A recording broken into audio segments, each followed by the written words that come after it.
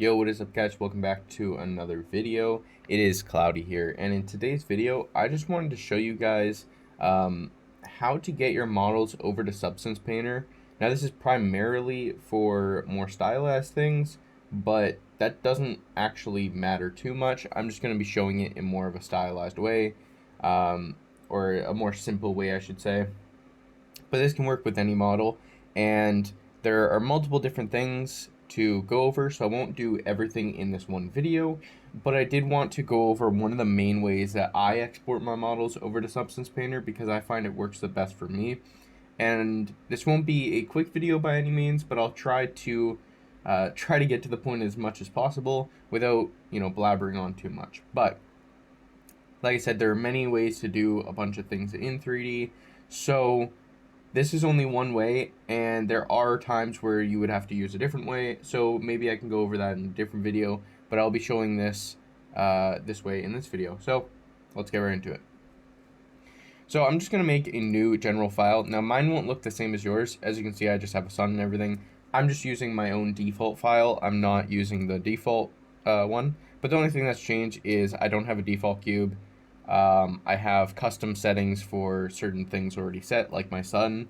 So, I actually have like, an HDRI in here and everything, but none of that really matters. I also need to recenter, oh no, I already did that, never mind. So I'm just going to add in my cube. This is exactly how your default cube would be. Like I said, I'm going to have some lighting in here, and that's all fine and dandy. Don't worry about that. Also, this view might look a little different, the fact that it's blue. I just have these custom settings within in this tab right here. So if you want them, there they are. They're pretty simple. But I have my default cube, and first off, let's just save our file. You can save it anywhere, it doesn't really matter. I'm just gonna do mine as video. Okay, so the next thing that we're going to do is actually make this into some object that we're going to have multiple different material types on. So think about it could be really any material, like maybe a light metal and a dark metal, or wherever is going to be a different material than another one, because we want an easy way to split those up within Substance Painter without manually masking them out, because that would obviously suck. So there's multiple ways to do this. One is with different material or different objects. So if we had, like, let's say this cube and another cube, this would be technically one way. We would export this as one mesh with one material.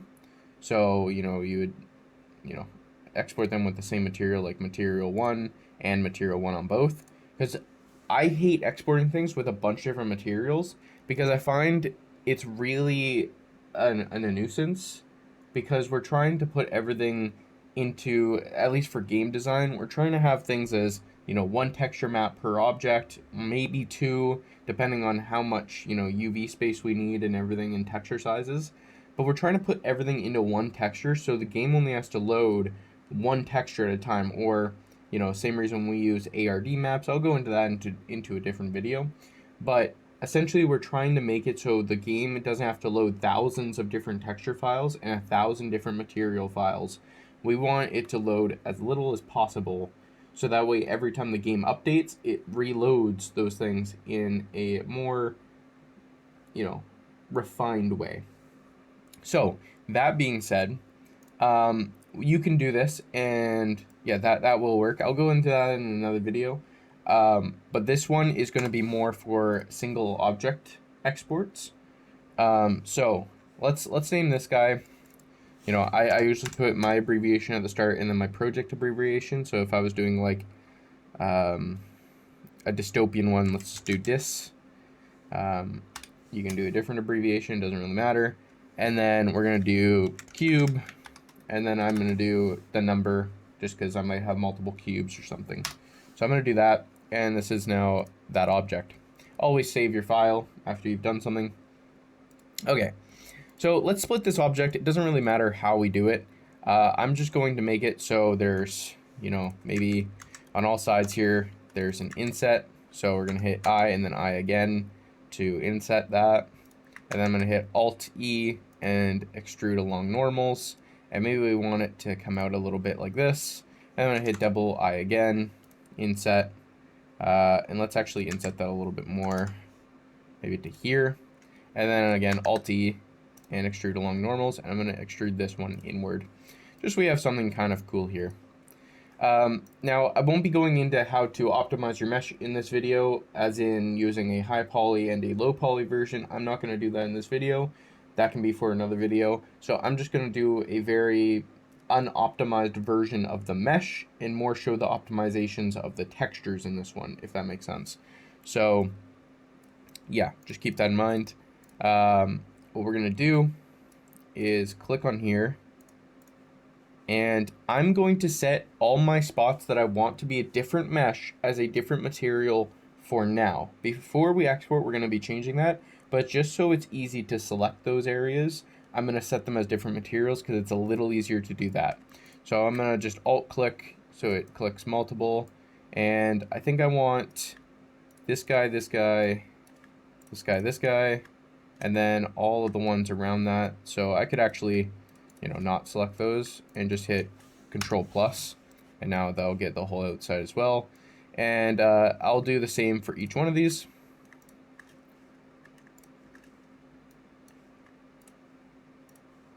I'm just alt clicking, or shift alt clicking, I should say. So pretty simple.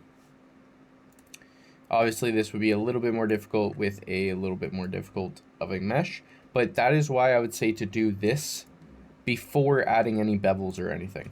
If you are just, like in this video, I'm going to be doing a very dirty version, and something that isn't a low poly mesh.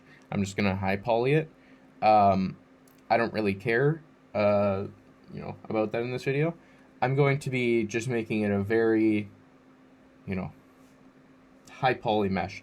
So what I'm going to do is set all these materials first, because when we go to bevel it, those are going to take on whatever material was already there when we went to bevel. So that will just help with selecting them later on. You guys will see what I mean. Let's just do this. So I'm going to make my first one, and again, name it something good. I'm going to do NL dis cube 01.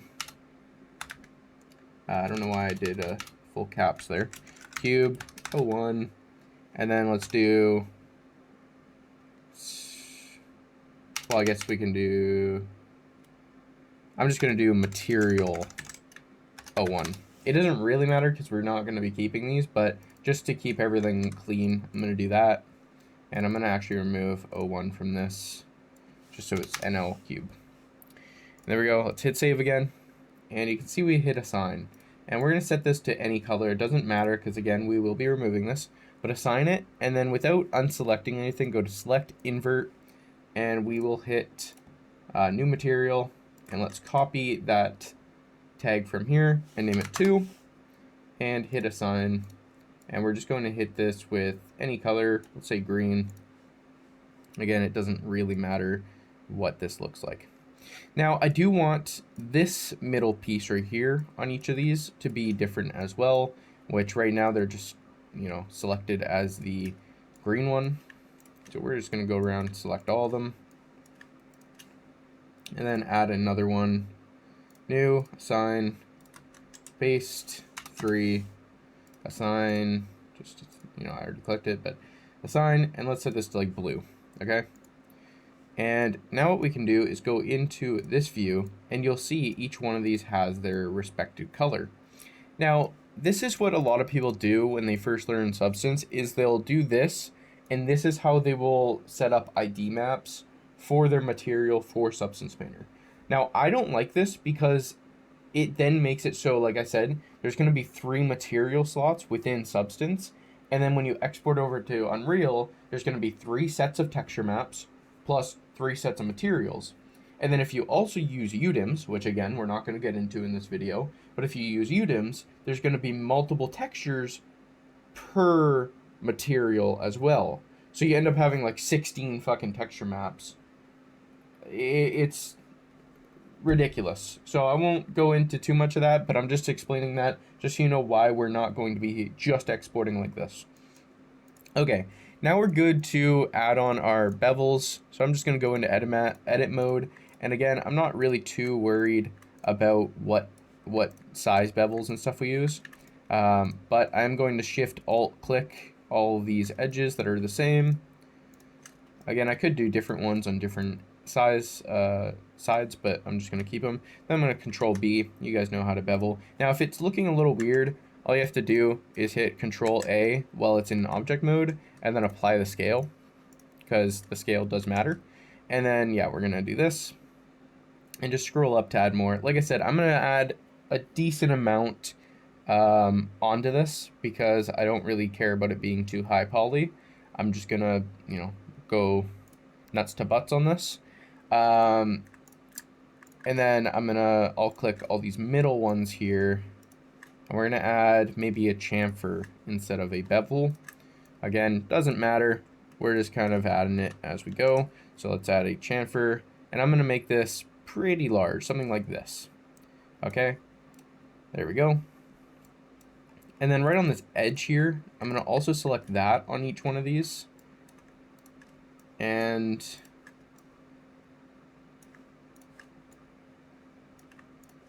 there we go. I think that's all of them. Oh, this one. And then we're going to add a little bevel here as well, just to smooth that out. You can also add one onto this one on the outer part.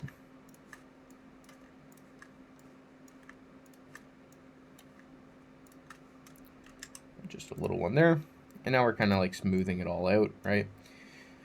Okay, now let's add one on the edge of this green. So we can just do that.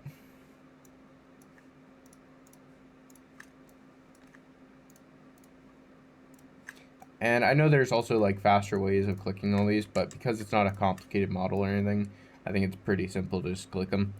So there we go. We have all of them selected. Let's add a simple bevel like this, just so it's round. And the only part that's kind of weird when you go to bevel is these edges here. If we click that and we go to bevel them, it's going to split it, as you can see, into the different colors. Now this isn't technically weird because that's kind of how it would work, but just keep that in mind. That's the only one that's going to be like not, completely clear. It's basically going to split where in the middle of the two. So we could do that. I'm just going to do the top one just so we can get an example of that. I won't do it for all of them. And then, this guy down here, I'll just leave just like that. I think that's enough bevels and stuff on here to show what I'm talking about. Now all those will be the same color, and I can show you guys what we would do.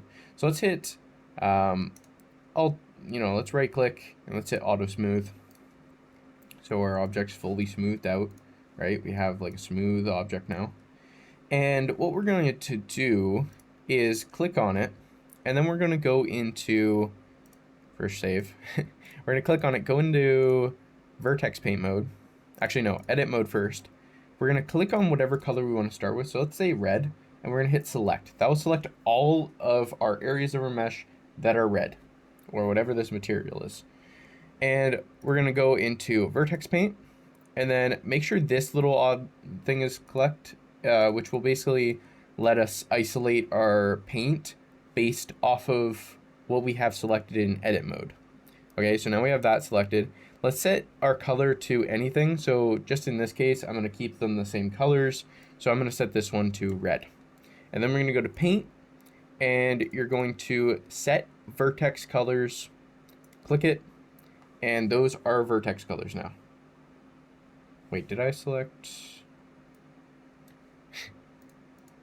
What did I have selected? Okay, I did have red selected. That tripped me out with the way that green looked selected there. Okay, now we're gonna click off of that one onto green, and we're gonna hit select on that one. Now go into Vertex Paint. This will already be set, so all I have to do is change it to green, paint, set vertex colors. Okay, go back to edit mode, click on blue, select. That will select all the blue. Go into edit mode to Vertex Paint, and set this to blue, paint, set vertex color. Very simple. That is all we have to do for that. So if we go into here and we go to vertex colors, you're going to see that they're going to be green, red, and blue. So very simple. Now we have our vertex colors painted. Now, because I only want one material for this, I'm going to delete 2 of these materials and just leave one, and this will be that red. We're going to change this to white for now. Really doesn't matter. I'm just showing that this isn't actually a material making it red now. This is actually our vertex colors. So if we go into vertex paint, you can see red, green, and blue. Still working. But in every other mode, it's just one material. Okay? So this is how we want our object to look. Now, let me hit Control A, scale, even though we haven't changed really anything with scale. Every time I go to export, I do the same kind of things, just so, you know, those things are kind of already figured out. So I'm going to hit Control A, scale. Now, when you do this with a mesh, there is a chance, now it's actually based off of what you did, so like it won't just happen out of nowhere, but there is a chance that part of your mesh will actually invert its normals. And that matters because in any other program, not Blender, we can actually turn that on in Blender, but basically there's a thing called back face culling. And in basically every other program that isn't a modeling program, it's going to have a front face and a back face. That back face you can actually see right through, as if there is no wall there or mesh there. The front side you cannot see through, so it's essentially this. So for example, if we go to here and we go face orientation, click that, you can see it's blue. That's good. That means that our faces are facing toward us. If we go into edit mode, Control A everything, or not Control A, just click A, we can go to mesh, normals, flip, and now you can see that it's red. Red means that it is facing away from us, meaning we're looking essentially through the object right now. So another way to see that is, I believe in here we can go back face culling, and this is what it would look like in any other program. It would be essentially looking through the object, which is not what we want. If we click A again, flip normals again, you can see this is what we actually want to see.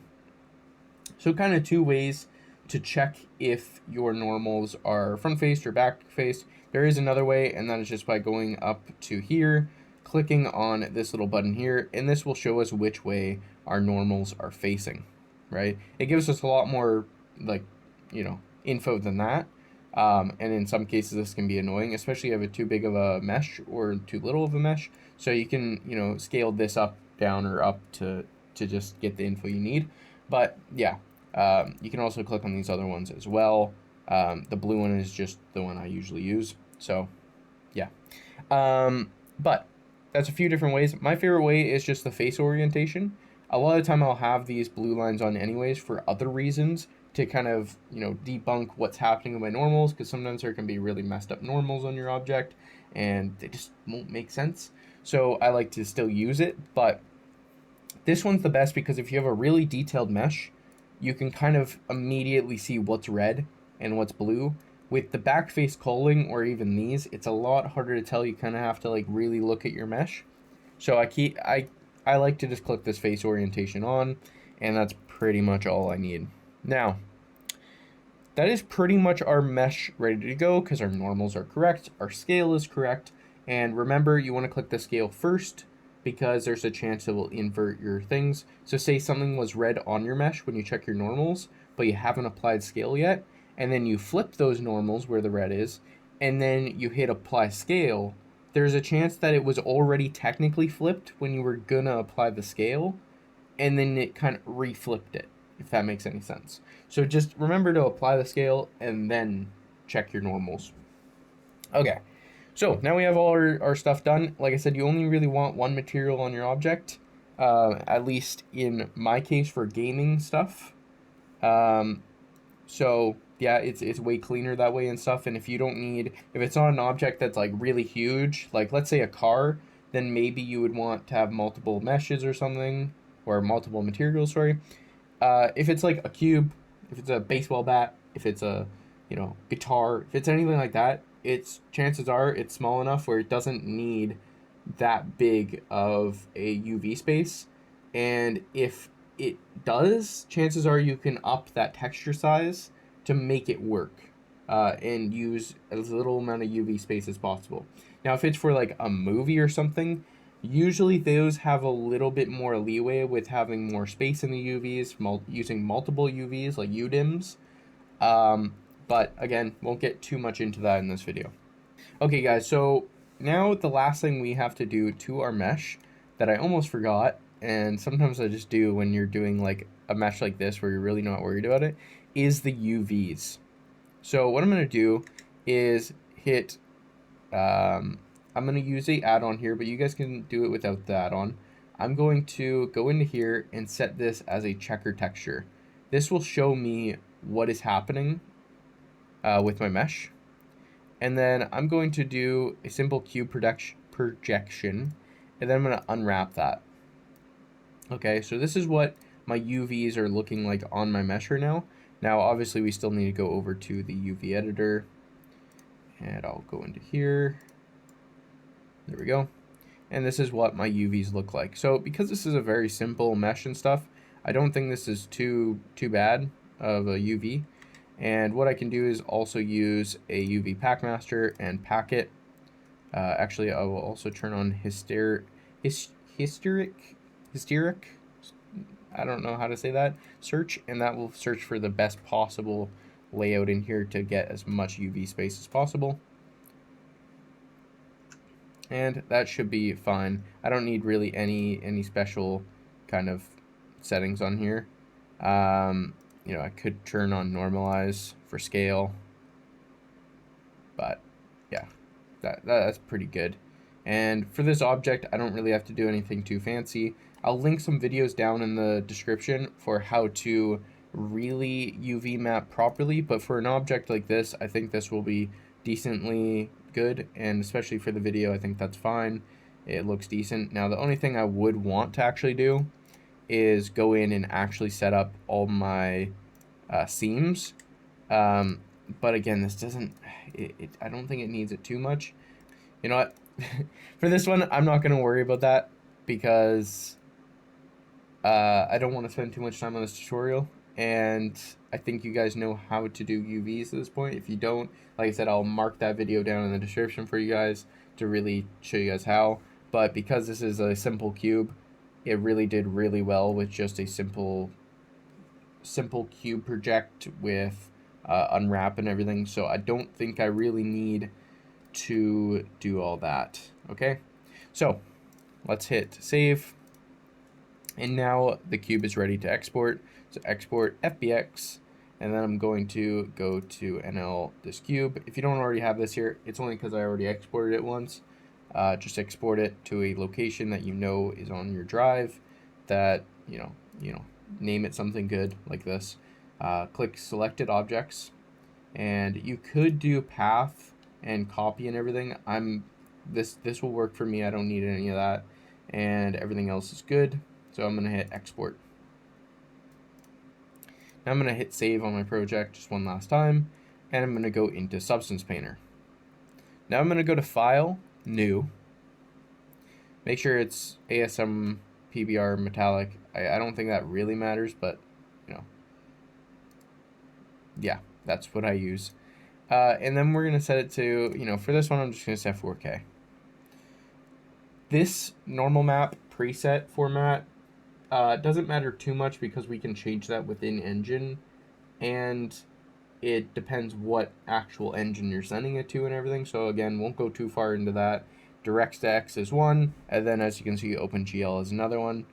So yeah, if you use the wrong one, it's easy to tell within something like Unreal Engine, and you can just go to, you can just search up green in the properties panel of whatever, you know, material it is, and click flip, and it will flip that texture.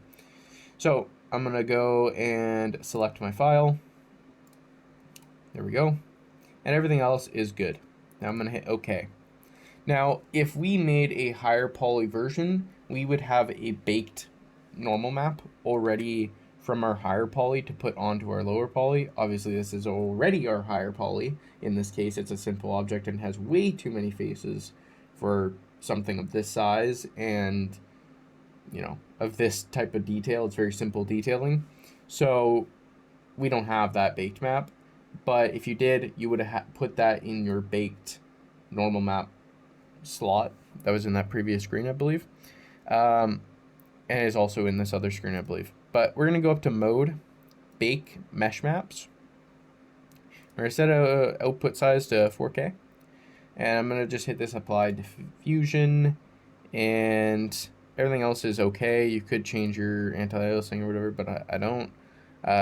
Normal, world space, ID. Now this is where, because we're not using multiple materials, we're going to use Vertex color, because that's what we have as different colors. Ambient occlusion, we can change these settings, but I'm good on that.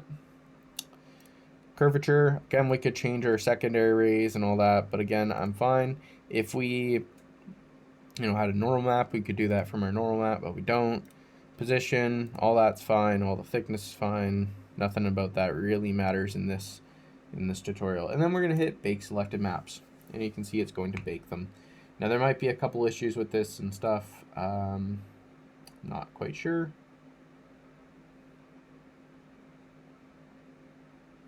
Okay, return to painting mode. And the only thing I'm not sure about is how this is going to actually function, because I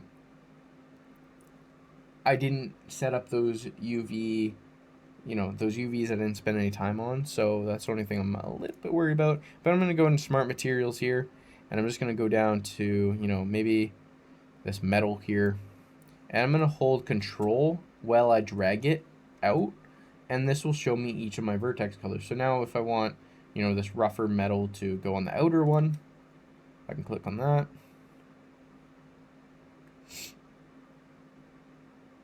I might drop this down to 2K just so it's a little bit quicker. But there you go. Now you have that rough metal there. And then say I want,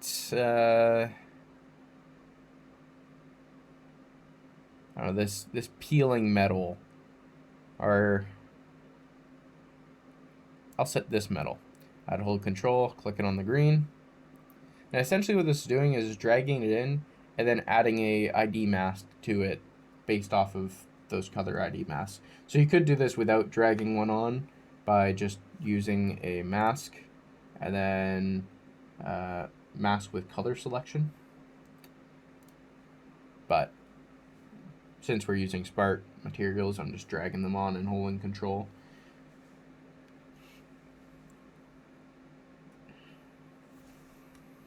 Okay, there we go. And then for our last one, let's set this to like something like,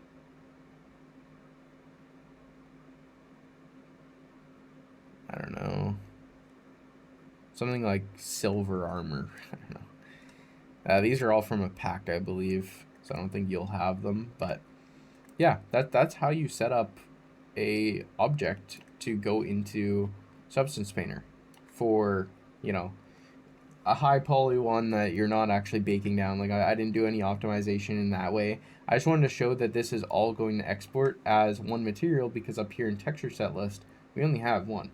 We don't have a bunch of different textures coming out, which will really help with just one importing to new, importing to Unreal. You just need one material, put all your textures in, and you're good to go. And we could still do a lot more editing, right? Like we could go into here, could add in a new fill layer, add a black mask, and then we could add in smart masks, we could go and add in like a moss layer, drag that over top. You can see that's going to work like that. Maybe a sand, it's going to work like that. So we can not only have it isolated by its groups, but also as a whole unit to make it really, grouped together. And then we could take this, and I just realized my properties view isn't here. Let's go up to views, properties, and it's off screen, but I can edit those. So maybe I just add in a little bit of like dirtiness, in the cracks, and I change its roughness to be way more rough. There we go. We can see that kind of helps bring all those together.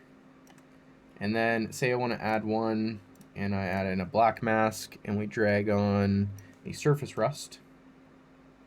Now we have that kind of over our whole object as well. Or let's go and do something like peeling. There we go. I don't know, I wouldn't probably ever do this. Maybe rust. Yeah, none of these are really looking the way I want. Let's do fine dust. There we go. And again, we could change this material. So I'm just going to make it red just so it's obvious and we can see it. But we could take this and we could group this layer. So group layers. And then we could add a new add mask with color selection. And then click on this. And inside of here, you're going to see there's multiple colors. Or there's your ID mask, I should say. What I'm going to do is click on this little pick color here. And that will show me all my colors on here. And then I can just click whatever one I want. So if I want it to be only on this middle one, I can do that. And now this red won't be on any other ones. So if I go and, you know, maybe click on this mask here, now we can clear that mask, which will end up not having anything because it's still just a black mask. But say we want to add in a peeling one to that. Well, that didn't show anything. It might be kind of hard. There we go. So we can kind of do that per object now. So we could kind of add that as a little bit of actual scratch dirt or something, as you can see. So that's what I really like about this, is it really allows you to kind of toss your models in here and get a nice little material on them. Obviously, it's very quick to edit as well. So if we just removed all these, and let's go back up to Smart Materials. Let's say we wanted to go with something stylized. Well, I have this arcane main that I've made that kind of makes an arcane style, and I'm just going to drag and drop it on all of them. And you can see it's kind of got this cartoony look to it. But say I wanted some different arcane ones, right? And I want them on different ones. Again, I could toss, you know, the metal one on this. Or, you know, let's do this metal one. There we go. That's kind of cool. And then maybe I want this. Oh, I guess that's not an arcane one. Let's get this guy on here. Nice. And then in the middle, let's add like a gem. There we go. In unlit mode, looks like this. So it kind of has those like edges and stuff that are a little bit whiter. And we can obviously go in and edit all that. We can add on a paint layer on top and start painting, you know, some highlights on there and stuff.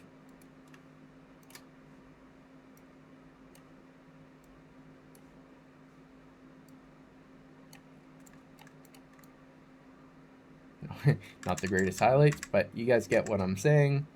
And it works really well. And again, we could go into here, add in a black mask. And if we wanted to add in some, you know, cavity rust, I don't know how else it's going to look with something stylized, but we could do that. We can go into our mask settings and just start blurring some things maybe. Maybe changing the contrast, balance.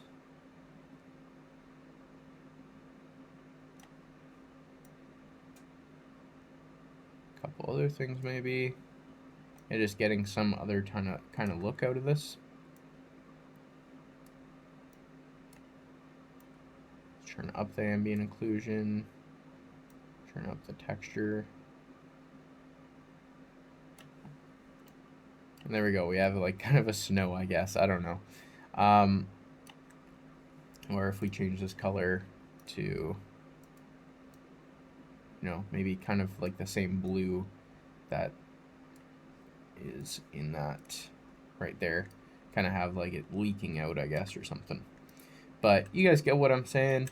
It is very quick. and doesn't take a lot of effort to mess with. Again, if we wanted to isolate this, sorry, I just keep going into more things, but I just want to show you that this works pretty well. So we can go back in, group that, add a color selector, select that middle color, and now that will only edit that one. So again, we can go into this material here and maybe add it so it's a little bit brighter and more saturated. Something like this. Change the height of it and the roughness of it, so we could really make it like wet looking, very metallic looking, whatever we want. You'll see it kind of looks like it's built up around those edges, like it's like water or something. And if we wanted, we could drop that roughness so it's a little bit more goopy. But yeah, that's all I'm going to go over. I'm going to stop rambling on. I think that is good enough for a video and show you guys exactly how to do that. Yeah, wanted that to get out there because a few people were asking how I did that with certain different things on my ArtStation, and I just wanted to get that out there. So anyone that needs to know how to do this can know how. Now, again, any materials I used in this aren't my materials. If they are, like I said, my arcane base one, that one is made up of by all these other arcane ones made by a different developer. So none of them are mine. Just keep that in mind. That yeah, this is just about the process. It is not about saying, you know, these are my materials or anything. So yeah, hope you guys liked the video. If you did, like, comment, subscribe, all that shit, and I'll see you guys in the next one. Hopefully I can help you guys, and peace out.